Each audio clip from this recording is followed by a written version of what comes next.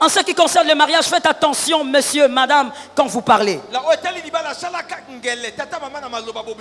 Donnez-moi Genèse 2, 23, s'il vous plaît, version parole de vie. J'ai aimé cette version. Genèse 2, 23. Suivons bien, s'il vous plaît. Alors l'homme dit, cette fois, voici quelqu'un comme moi.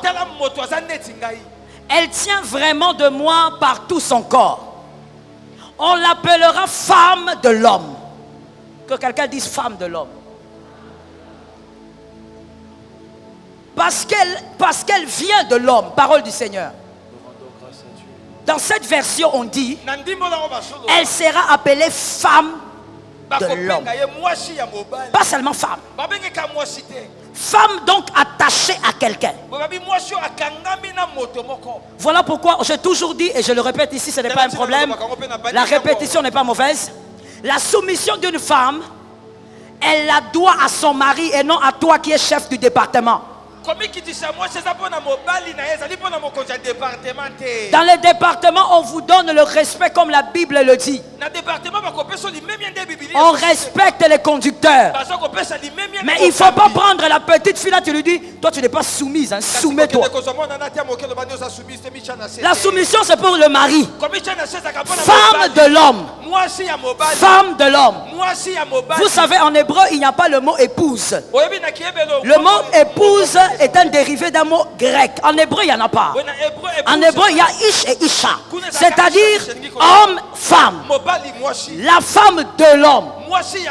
Telle que cette femme est à côté de toi, il y a son homme. Je parlais des célibataires. Tu vois les filles qui sont là. Moïse et les autres, mettez-vous à côté d'elle avec respect. Parce qu'elle est femme de l'homme. À moins que toi tu as le ministère du célibat, Jésus t'a parlé. Mais si tu n'as pas le ministère du célibat, tu es femme de l'homme. Où on a vu des choses compliquées des fois dans certaines églises. Que l'Éternel nous en délivre au nom de Jésus. Au nom de la soumission mal interprétée, mal lue. Vous voyez un chef de département? Je préfère dire responsable. Chef, c'est un peu trop. Responsable de département. Il parle à la fille. Il a l'air de faire des reproches. Toi, tu ne viens pas à la chorale. Qui est responsable de la chorale?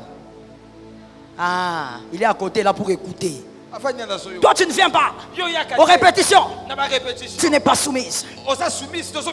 Non, mais je voulais dire. Ah, regarde comment tu me parles. Tu me parles sans soumission. Hey. La femme parle avec soumission à son mari. À toi, elle te doit du respect. Je disais à toi, elle te doit du respect. Ah, je refuse ça. À toi, elle te doit du respect. Son mari, soumission.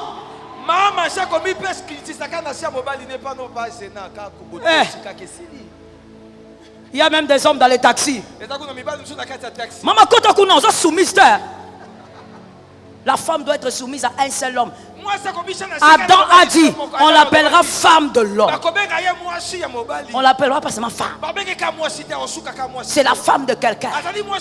Même si elle a 17 ans, c'est la femme de quelqu'un. Je croyais que les célibataires sont en train de prendre leur grâce. Même si elle a 20 ans, c'est la femme de quelqu'un. Tu veux qu'elle te soit soumise, toi? Toi, tu as un problème, alors en fait, dans ton cœur, tu as un problème. Dans ton caractère, tu as un problème. Tu as un manque d'affection. Hey, tu cherches l'affection ici, dans les départements. Oh, toutes ces filles ici doivent être soumises à moi. Hey, frère, va chercher l'affection dans votre famille. Tu es malade, tu as un problème d'affection. On doit te respecter. On doit respecter le travail que tu fais. Mais la soumission, c'est pour l'homme d'autrui. Est-ce que quelqu'un entend? Il y a même des hommes carrément qui veulent, quand une femme lui donne quelque chose,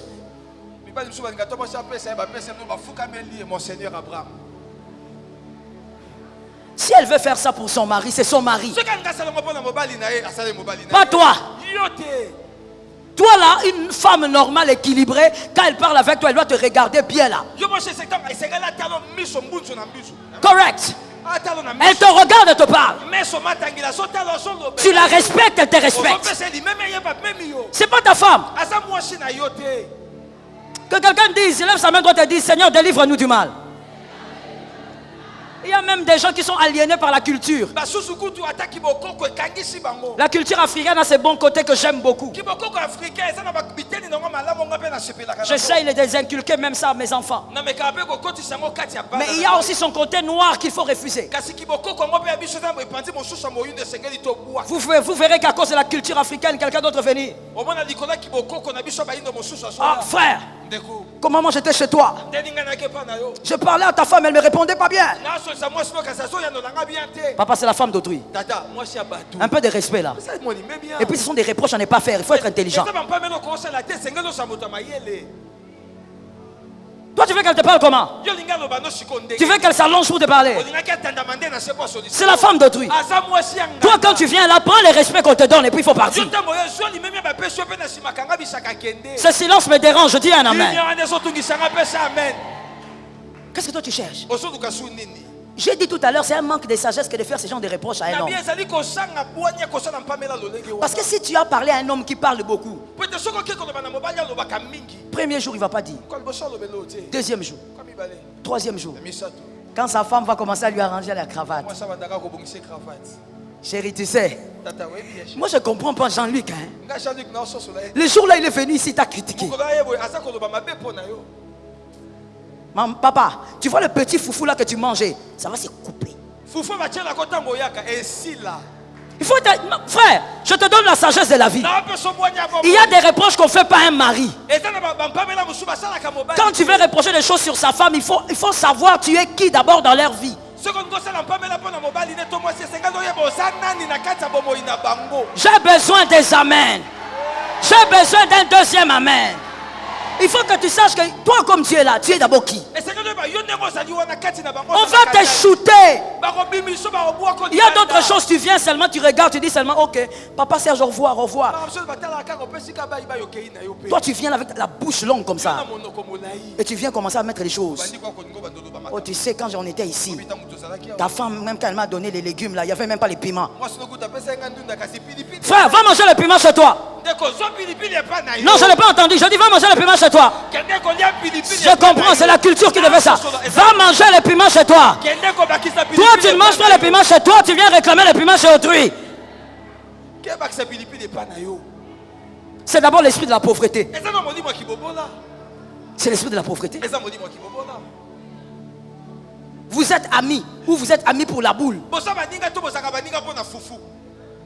C'est l'esprit de pauvreté. Avant de faire des reproches sur la femme de quelqu'un, je vais clore cette parenthèse en disant, je donne une sagesse de la vie, ce n'est pas dans l'enseignement mais retiens. Sinon il y a des relations que tu vas perdre, comme tu ne sauras même pas comment ça s'est arrêté. Tu dois bien vérifier ta position dans la vie de ce couple-là. Si tu es un peu au coin, que tu n'es pas indispensable, tu risques de perdre une relation. Est-ce que quelqu'un m'entend? Vous savez, même quand il faut reprocher les rois, il y a des reproches qu'on ne fait pas au roi, on parle à Dieu. C'est ça la sagesse. Il y a certains reproches, même quand vous devez les faire, vous ne le faites pas à l'homme ni à la femme. Parlez à Dieu, que Dieu agisse. Les paroles, il faut faire attention quand vous reprochez votre conjoint, vous êtes dans une alliance. C'est que nous venons de lire, Genèse 2, 23. Il y a premièrement l'expression d'amour d'un homme. Deuxièmement, il y a des paroles d'alliance. Vous allez lire vous-même, je n'ai pas le temps d'expliquer. Troisièmement, ce sont des paroles mystérieuses que Adam a imposées dans le temps. Afin que toute la nature se soumette à ces paroles. Adam a dit, tu es la femme de l'homme. Même Dieu a respecté ça. Les paroles qu'Adam avait positionnées dans le temps. Quand les deux ont péché, Dieu a dit, vous deux partez parce que tu es la femme de l'homme. Je ne vais pas vous séparer parce qu'il y a une parole qui plane. Tu es la femme de l'homme.